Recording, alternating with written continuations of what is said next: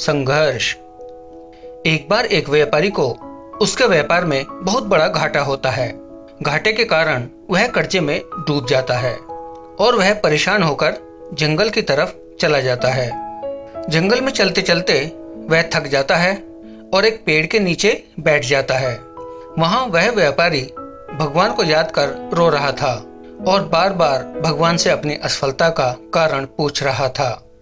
जब वह ऐसा कर रहा था तब उस जंगल में एक साधु अपनी कुटिया की ओर जा रहे थे। वो व्यापारी की व्याकुलता और निराशा से भरी बातों को सुनते हैं और सब समझ जाते हैं।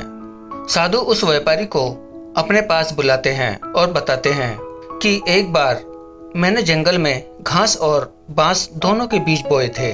उन दोनों बीज की बहुत मेहनत से देखभाल की। पहले ही साल में घास तो हरी भरी हो गई, लेकिन बांस का बीज जैसा का तैसा ही रहा।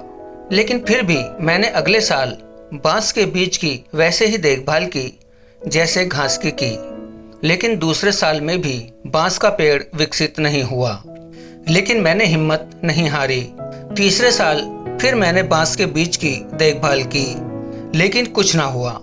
चौथे साल में भी यही हुआ। फिर पांचवें साल में मेरी मेहनत रंग लाई और बांस का एक छोटा सा पौधा उग गया, लेकिन वह बहुत छोटा और कमजोर था।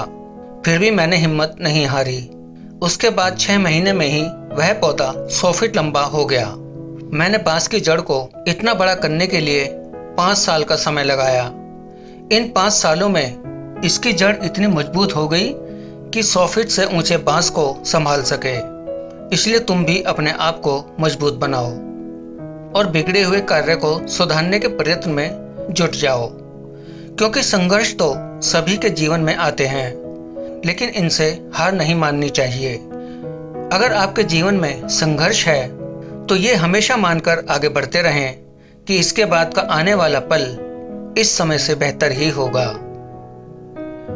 तो दोस्तों, ये थी हमारी आज की कहानी। आपको कैसी लगी आप हमें कमेंट बॉक्स में जरूर बताएं।